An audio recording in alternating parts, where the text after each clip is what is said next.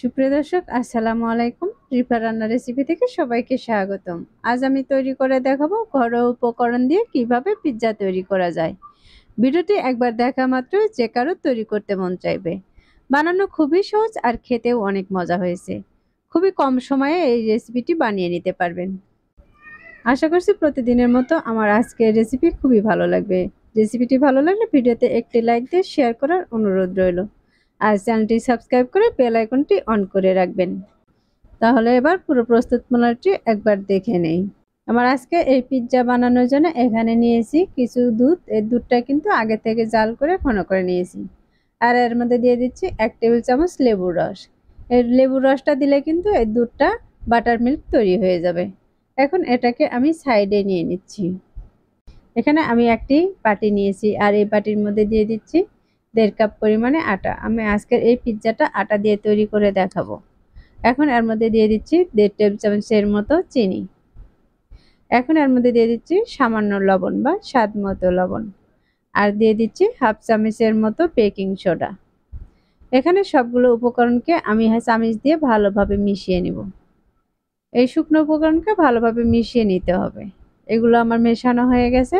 এখন আমি এর মধ্যে দিয়ে দিচ্ছি যে বাটার মিল্কটা তৈরি করেছিলাম সেগুলো।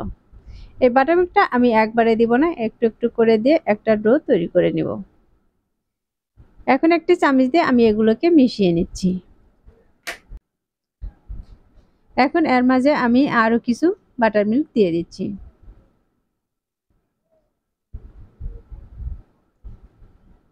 আর এটাকে খুব ভালোভাবে নেড়েচেড়ে একটা শক্ত ডো তৈরি করে নিতে হবে।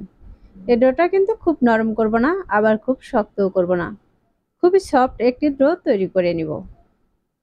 আমি হাত দিয়ে এভাবে ঘুরিয়ে ঘুরিয়ে চতুর্পাশ থেকে নিয়ে একটা ডো তৈরি করে নিচ্ছি। দেখতে পাচ্ছেন এই ডোটা কিন্তু আমার একদম রেডি। আর এখানে বেকিং সোডাতে দেওয়ার কারণে কিন্তু এগুলো এখনই জালিদার হয়েছে। এখন এরপরে দিয়ে দিচ্ছি সামান্য তেল। এই তেলটা দিয়ে আমি হাত দিয়ে ঘুরিয়ে ঘুরিয়ে চতুর্পাশে লাগিয়ে নিব। তেলটা লাগিয়ে নিলে ডোটা কিন্তু আর শক্ত হয়ে যাবে না। এই ডোটা কিছুক্ষণ পরে কিন্তু আরো সফট হয়ে যাবে। এখন এগুলোকে আমি একটি ঢাকনা দিয়ে রেস্টে রেখে দিব 30 মিনিটের জন্য। এখন এই পিৎজাটি তৈরি করার জন্য আমি একটি হোয়াইট সস তৈরি করে নিব। তার জন্য দিয়ে দিচ্ছি 1 টেবিল চামচ বাটার। আর এই বাটারটা এরকম গলে আসলে এর মধ্যে দিয়ে দিচ্ছি 2 টেবিল চামচ আটা। এই আটাটাকে আমি বাটারের সাথে 1 মিনিটের মতো ভেজে নিব। এগুলো ভেজে নিলে দেখা যাবে আটার যে একটা কাঁচা গন্ধ এটা কিন্তু আর থাকবে না। আর এই কাজটা কিন্তু অবশ্যই বাটার দিয়েই করে নিতে হবে। এটাতে কখনোই তেল ব্যবহার করতে যাবেন না। তেল ব্যবহার করলে দেখা যাবে এগুলো খেতে কিন্তু ভালো লাগবে না।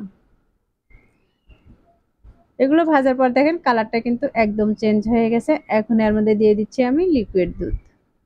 এই দুধটা দিয়ে আমি আটাটাকে ভালোভাবে মিশিয়ে নিব। এগুলো কিন্তু বেসেলা দিয়ে এভাবে চেপে চেপে আটার দোলাটাকে ভেঙে নিতে হবে। খুব ভালোভাবে এগুলো মিশিয়ে নিতে হবে। এখন এর মধ্যে দিয়ে দিচ্ছি সামান্য গোলমরিচের গুঁড়া আর দিয়ে দিচ্ছি 1 টেবিল চামচ চিনি। এখন দিয়ে দিচ্ছি সামান্য কিছু রসুন কুচি। এগুলো দিয়ে আমি আবারও ভালোভাবে মিশিয়ে নিব।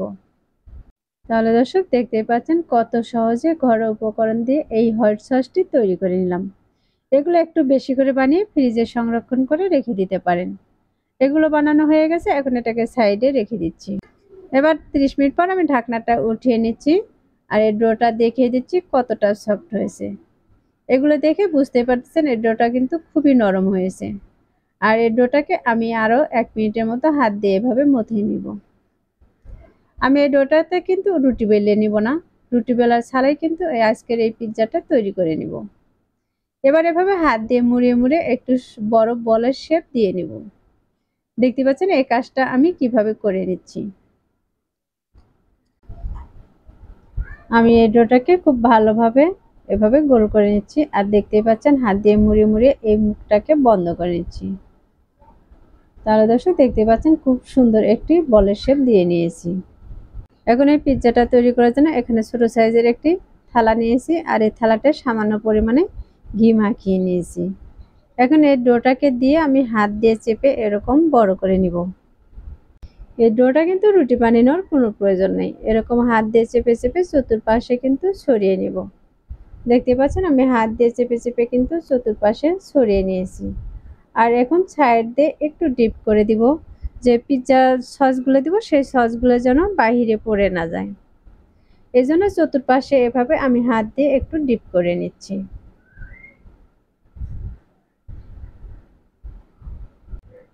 পিৎজার এই রুটিটা কিন্তু একদম রেডি। এখন আমি একটি কাঁটা চামচ দিয়ে এরকম দাগ করে নিব। এরকম দাগ করে না নিলে পিৎজাটা কিন্তু ফুলে উপরে উঠে যাবে। এই জন্য এভাবে দাগ করে নিচ্ছি।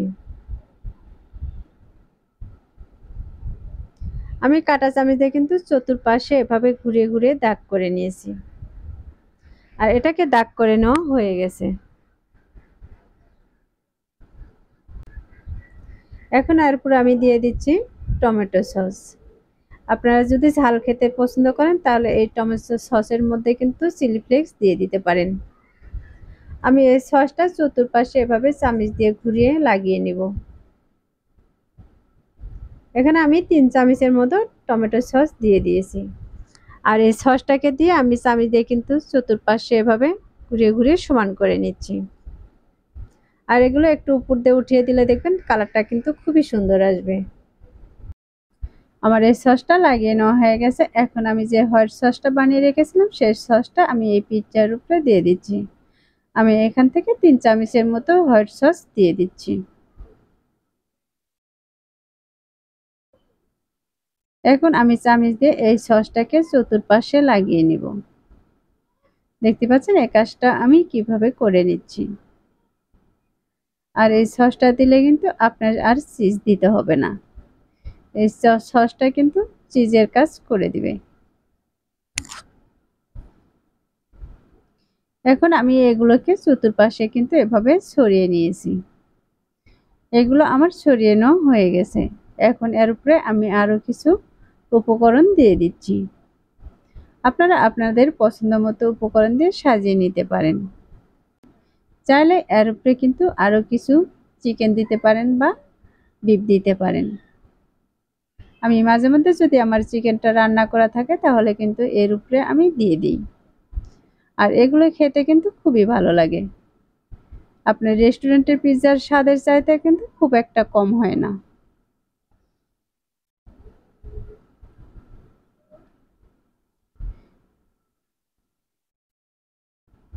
আর এগুলো সাজানোর পর দেখতেই পাচ্ছেন কতটা সুন্দর দেখা যাচ্ছে। এখন এগুলোকে আমি চুলায় দিয়ে জাল করে নিব। এখন আমি একটি চুলায় প্যান বসিয়ে দিয়েছি আর প্যানের মধ্যে আমি একটি স্ট্যান্ড দিয়ে 5 মিনিটের মতো জাল করে নিয়েছি। এখন পিৎজার থালাটা দিয়ে আমি ঢাকনা দিয়ে ঢেকে জাল করে নিব 25 মিনিটের মতো। আর 25 মিনিট পর আমি ঢাকনাটাকে উঠিয়ে নিচ্ছি। আর একটু কাছ থেকে দেখানোর চেষ্টা করতেছি। এগুলো দেখেন কতটা সুন্দর হয়েছে। এই সবজিগুলোর কালার কিন্তু একদম চেঞ্জ হয়ে গেছে। আর পিৎজাটা দেখতে কিন্তু মাশাআল্লাহ অনেক সুন্দর হয়েছে। এখন এই থালাটাকে একটু ঠান্ডা করে উঠিয়ে নিয়েছি।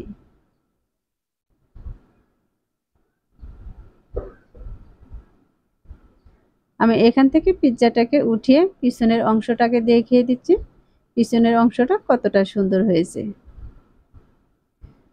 তাহলে দর্শক দেখতে পাচ্ছেন পিছনের অংশটা কিন্তু পুড়ে যায়নি। খুবই সুন্দর একটি কালার চলে এসেছে। রেস্টুরেন্টে যেভাবে পিৎজাটা তৈরি করা হয় সেরকমই কিন্তু হয়েছে। এখন একটি পিৎজা কাটার দিয়ে আমি এভাবে কেটে নিচ্ছি। তাহলে দর্শক দেখতে পাচ্ছেন কত সহজ আর সুন্দরভাবে এই পিৎজাটি তৈরি করে নিলাম। ঘরোয়া উপকরণ দিয়ে এই পিৎজাটি কিন্তু তৈরি করে নিতে পারবেন। আশা করছি প্রতিদিনের মতো আমার আজকের রেসিপি আপনাদের কাছে খুবই ভালো লেগেছে। আমার রেসিপিটি ভালো লাগলে ভিডিওতে একটি লাইক দিয়ে শেয়ার করার অনুরোধ রইল। রেসিপিটি অবশ্যই বাসায় একবার ট্রাই করবেন আর কমেন্টে লিখে জানাবেন আমার আজকের রেসিপি আপনাদের কাছে কেমন লেগেছে। আর এখনো আমার চ্যানেলটি সাবস্ক্রাইব করে না থাকলে সাবস্ক্রাইব করার অনুরোধ রইল। পরবর্তী রেসিপি দেখার আমন্ত্রণ জানিয়ে এখানেই বিদায় নিচ্ছি। সবাই ভালো থাকবেন, সুস্থ থাকবেন। আল্লাহ হাফেজ।